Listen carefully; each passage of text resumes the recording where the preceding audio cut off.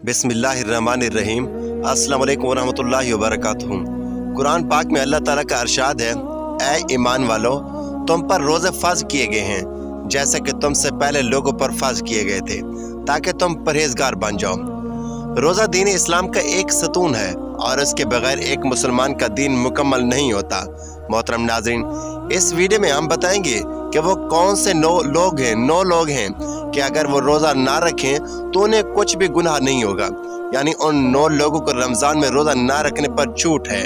हर मुसलमान मर्द और औरत जो बालिग हो और अपने होश हवास में हो, उस पर रमज़ान के रोज़े फ़र्ज है, यानी कि उसके लिए पूरे महीने के रोज़े रखना ज़रूरी है। और अगर वो उनकी फ़र्जियत का इनकार करता है तो वो काफिर है और बिला वजह रोज़ा छोड़ना गुनाह भी है। लेकिन क्या आप जानते हैं कि 9 लोग ऐसे हैं जिन्हें रमज़ान के महीने में रोज़ा ना रखने की छूट है। यानी ये 9 लोग रमज़ान के महीने में रोज़ा छोड़ सकते हैं और इन्हें इस पर गुनाह भी नहीं होगा। वो 9 लोग कौन से हैं? नंबर 1, बीमार आदमी। सबसे पहला इंसान जो रोज़ा छोड़ सकता है वह बीमार आदमी है। जो इंसान सख्त बीमार है तो ऐसे इंसान के लिए रोज़ा ना रखने की छूट है। अगर ऐसा बीमार आदमी रोज़ा ना रखता हो तो उस पर कुछ भी गुनाह नहीं होगा। आप ये भी जान लीजिए कि ऐसी कौन सी बीमारी है कि जिसमें रोज़ा ना रखने की छूट है। हम आपको बताते हैं कि यहाँ पर इन बीमारियों की बात नहीं हो रही जो कि आमतौर पर नॉर्मल लोगों को होती है, जैसा कि अगर किसी के सर में दर्द हो, घुटने में दर्द हो या किसी को सर्दी या जुकाम लग गया हो और उस पर उसने रोज़ा छोड़ दिया, तो ऐसा करना बिल्कुल भी जायज़ नहीं है। ऐसे लोगों को रोज़ा रखना ज़रूरी है। यहाँ पर बीमारियों से मुराद ऐसी बीमारी है जिसमें इंसान की जान जाने का खतरा होता है। अब ये भी जान लीजिए कि वो कौन सी बीमारी है कि जिसमें जान जाने का खतरा होता है। तो इस बात का ऐसे पता चलता है कि अगर कोई डॉक्टर आपको ये कह दे कि अगर आप भूखे प्यासे रहे यानी रोज़ा रखा तो रोज़ा रखने से आपकी जान जाने का खतरा हो सकता है, या फिर डॉक्टर आपसे ये कह दे कि अगर आपने रोज़ा रखा तो आपकी बीमारी ठीक नहीं होगी या आपकी बीमारी और बढ़ जाएगी, तो ऐसी सूरत में रमज़ान के महीने में रोज़ा छोड़ना जायज़ है। अब यहाँ पर अगर किसी ने अपनी बीमारी की वजह से रोज़ा छोड़ दी है तो वो याद रखे कि उसे उन रोज़ों को बाद में रखना पड़ेगा। यानी जब उसकी बीमारी दूर हो जाएगी, जब उसकी बीमारी ठीक हो जाएगी तो उसको अपने छोड़े हुए रोज़ों की कज़ा करना पड़ेगी। अब अगर किसी की बीमारी ऐसी है कि वो कभी ठीक ही नहीं हो और उसका आखिरी वक्त करीब आ गया, तो ऐसे में वो अपने घर वालों को ये वसीयत करे कि मेरे इतने रोज़े छूट गए हैं और वो उनका फिदिया अदा कर दे। और फिदिया ये है कि हर एक रोज़े के बदले एक मस्कीन को 2 टाइम पेट भर कर खाना खिलाएं। लिहाजा बीमार शख्स रोज़ा छोड़ सकता है। नंबर 2, हामला यानी प्रेग्नेंट औरत। दूसरे नंबर पर जो रोज़ा छोड़ सकती है वो हामला औरत है, यानी जिसके पेट में बच्चा हो। अगर ऐसी औरत को रोज़ा रखने पर उसको और उसके बच्चे की जान को खतरा हो तो ऐसी औरत भी रमज़ान के महीने में रोज़े छोड़ सकती है और इस पर कोई भी गुनाह नहीं होगा। ऐसी सूरत के लिए भी उसके लिए भी रोज़ा ना रखना जायज़ है। लेकिन याद रहे कि ऐसी औरत भी अपने छोड़े हुए रोज़े बाद में रखेगी, यानी कि जब उसकी सेहत ठीक हो जाएगी तो उसे भी अपने छोड़े हुए रोज़ों को कज़ा करना होगा। और अगर कोई हामला औरत है और उसका माहिर डॉक्टर उसे ये कह दे कि रोज़ा रखने से यानी रोज़े में भूखा प्यासा रहने से उसकी या बच्चे की जान जाने को कोई खतरा नहीं है, तो ऐसी औरत के लिए रोज़ा रखना ज़रूरी होगा। नंबर 3, ज़्यादा बुढ़ापा होना। यानी तीसरा शख्स वो है जिसका रोज़ा रखने की छूट है जो अपनी उम्र के आखिरी हिस्से में पहुंच जाए, यानी कोई शख्स बहुत ज़्यादा बूढ़ा हो गया हो। तो अगर कोई ऐसा शख्स है जो अपने बुढ़ापे की वजह से अपनी जगह से उठ भी नहीं सकता, बैठ भी नहीं सकता और वो अपने बुढ़ापे की वजह से इतना कमज़ोर हो गया है कि उसमें रोज़ा रखने की बिल्कुल भी ताकत नहीं है, तो ऐसा शख्स भी अगर रमज़ान के महीने में रोज़े नहीं रखेगा तो उस पर भी कोई गुनाह नहीं होगा। तो ऐसे बूढ़े शख्स के लिए भी रोज़ा छोड़ना जायज़ है।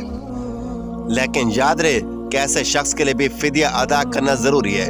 और फिर अगर ऐसे शख्स में बाद में इतनी ताकत आ जाए और वो अपने आप को तंदुरुस्त महसूस करे तो उसको चाहिए कि वो अपने छूटे हुए रोज़े बाद में रख ले और उनकी कज़ा करे।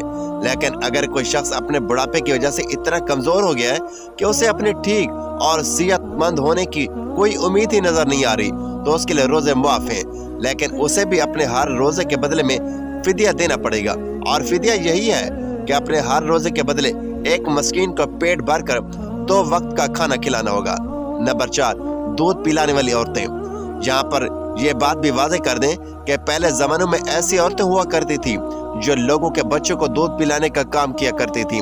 वो लोगों के बच्चों को अपने साथ ले जाया करती थी और 2 या 2.5 साल के लिए उस बच्चे को दूध पिलाया करती थी और उन्हें दाइयाँ कहा जाता था।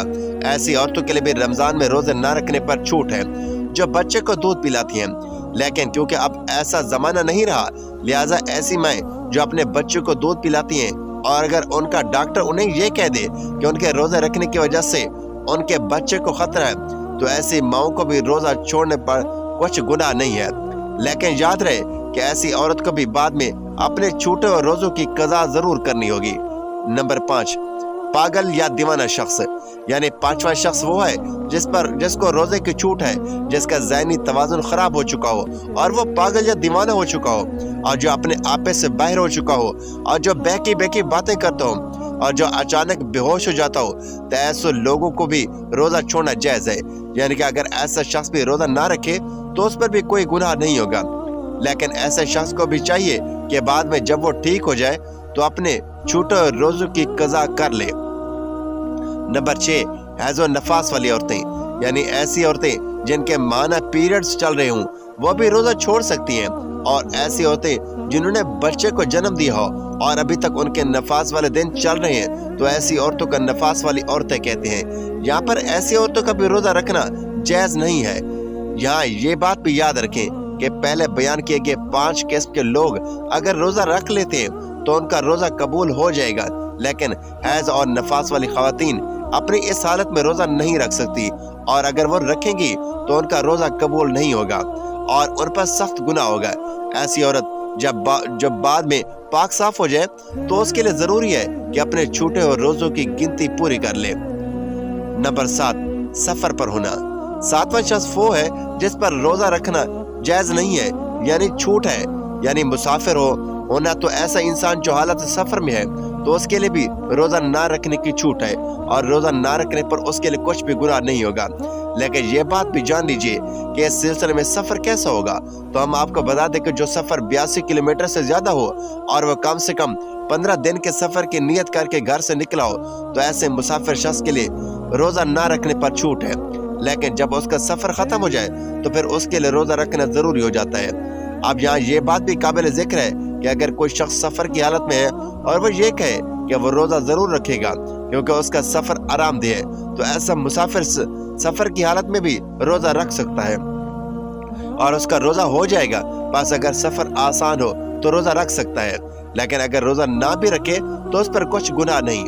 नंबर 8, ऐसा शख्स जिसके जान जाने का खतरा हो, यानी अगर कोई शख्स तलवार लेकर किसी के पास आ जाए और ये कहने लगे कि अगर तुम रोजा रखोगे तो मैं तुम्हारी गर्दन उड़ा दूंगा, यानी तुम्हें मार दूंगा, और उसे अपनी जान का खतरा हो, तो ऐसे शख्स के लिए भी रोजा ना रखने पर छूट है। लेकिन याद रहे कि ऐसे शख्स के लिए जब वो ऐसी सूरत हाल से बाहर निकल जाए और उसके जान को खतरा ना हो तो बाद में उस पर अपने छूटे हुए रोजों की कज़ा लाजिम हो जाएगी और उसे बाद में अपने वो छूटे हुए रोजे रखना पड़ेंगे। नंबर 9, नाबालिग बच्चा, यानी जैसे कि हम सब जानते हैं कि रोजा हर बालिग इंसान पर फर्ज है जो अपने होश व हवास में हो, इस तरह रोजा नाबालिग बच्चे पर फर्ज नहीं है।